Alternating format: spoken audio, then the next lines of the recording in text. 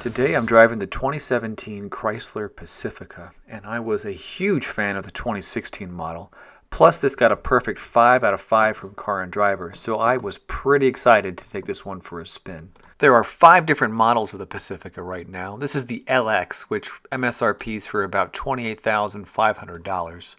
And even though this is technically the base model, you still get a 3.6-liter V6 engine and plenty of bells and whistles to keep you happy.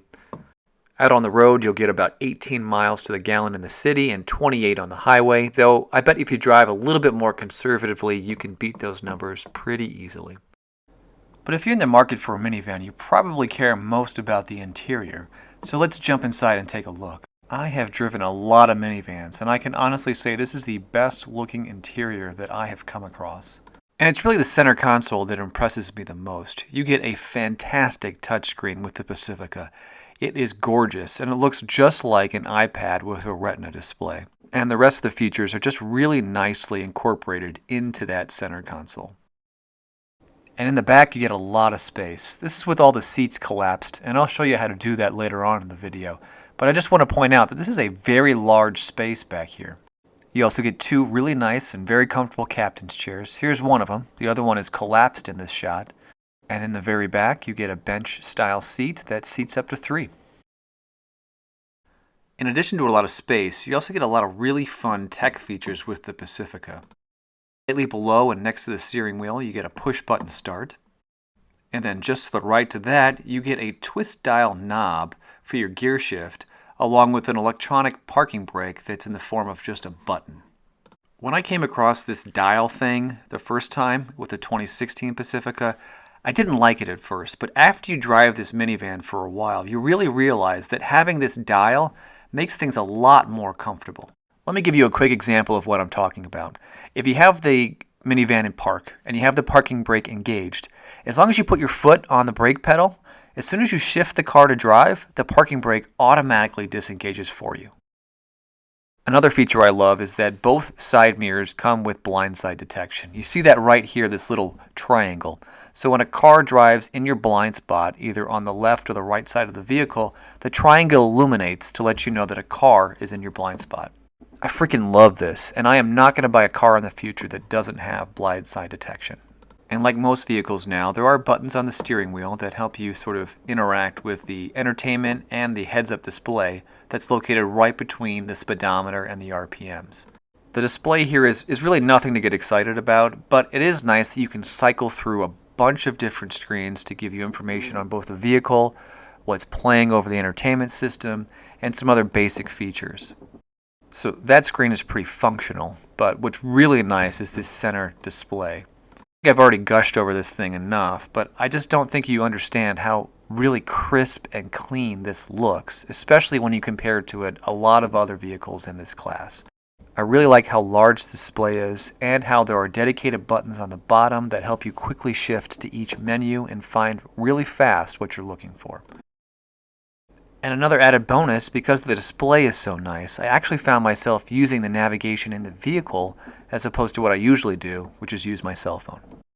And I don't really know if this counts as tech, but there are buttons scattered throughout the vehicle that help you operate all the doors. So there's one in the back to close the rear hatch, there are 2 in the middle of the vehicle to close the sliding doors, and then up front you have buttons to control all of those doors, which I found really, really useful.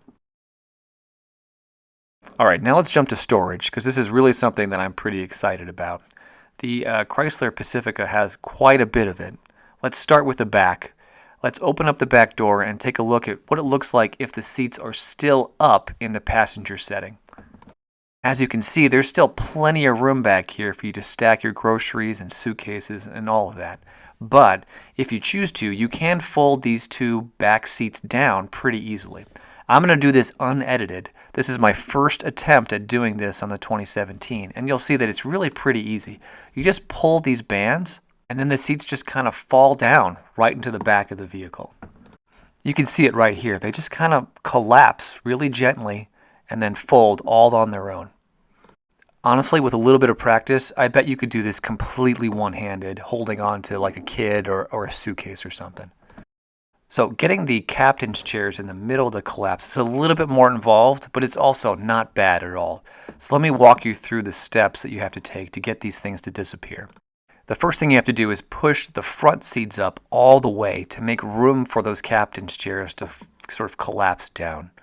Then on the floor of the vehicle, there's these little rings that you pull up to reveal the sort of space where the seat is going to fold down into. After that, you just pull on these two levers, one up top, one below, and then the seat will collapse on its own. So let me show you what it looks like from start to finish. You pull up the tab to reveal the storage compartment. With your other hand, you just collapse the seat down, and then it just sort of folds down into that space in the floor and hides away. Look at that. Pretty easy. And I really haven't practiced that much. This is probably my second try with the 2017, and I got it to go pretty quickly. So honestly, maybe in 2 minutes of time, you can get all the seats to totally fold down, and you get yourself an enormous, enormous storage area in the back of the van. So the back storage is really the main selling point, but there are a couple more storage areas in the front. Let's start with looking around the center console. At the bottom of the center console, you do get these two little shelves right here where you can store some things.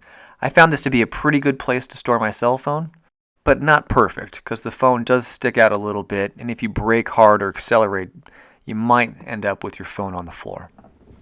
And there's also this nice drawer that pulls out on the very bottom that gives you quite a bit of space to store things. And then on the very bottom, in between the driver and the passenger's feet, there's this little storage area that has a rubber bottom and has two sort of power ports that you can plug your phone into. And there is also this nice little storage unit that's in between the driver and the front seat passenger. It has two nice sized cup holders and then this little shelf right here that I thought was perfect for setting my cell phone. And then two cup holders that sort of collapse out of the back. The glove box is a decent size, though it's nothing to get excited over. It's probably just enough space to store your owner's manual and then a couple other odds and ends like your registration.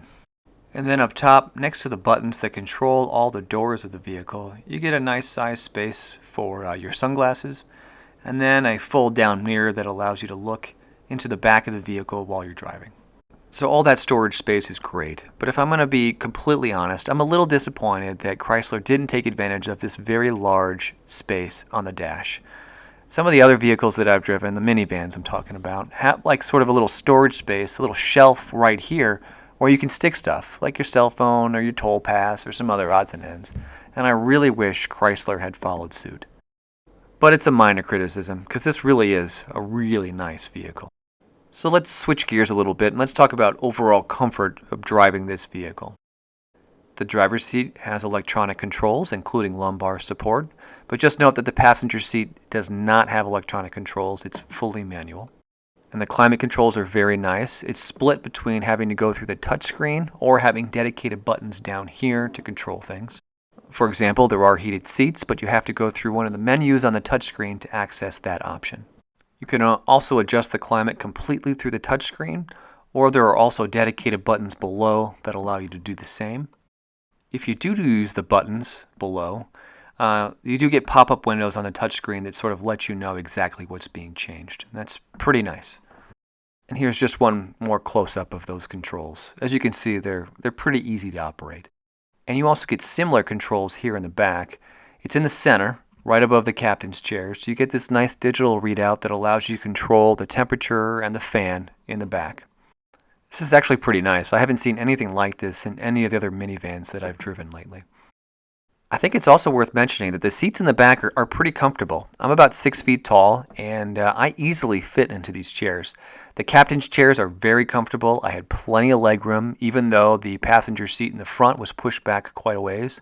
And I can comfortably get into the back seat as well. I mean, the leg room back here isn't phenomenal, but I'm not hitting my knees against the front of the seat or anything like that, so I think that's a pretty big plus. Alright, so that's storage, tech, and comfort, but let's talk about how this car actually handles, what it's like to actually drive the 2017 Pacifica. So I drove this car for 2 full days. I put close to 300 miles on it, and a lot of that was on the highway, but I also did go through the city quite a bit. Man, I gotta be honest, I kind of forgot that I was driving a minivan. This thing handles pretty nicely. It feels really stable on the road, it accelerates really nicely, and overall I think it's really nice to drive. I drove the 2016 Pacifica for almost a week and really liked it. And I think the 2017 is even better. It feels lowered to the ground, so when you go around corners, you really feel much more stable. I don't know if that's just me or if they've actually done something to change the car. My point here is that it's really nice to drive, and I think you should give it a try. All right, so that's the 2017 Chrysler Pacifica Minivan. I give this car 5 stars. This is a fantastic minivan. If you're in the market for one, I highly suggest you take this one out for a spin.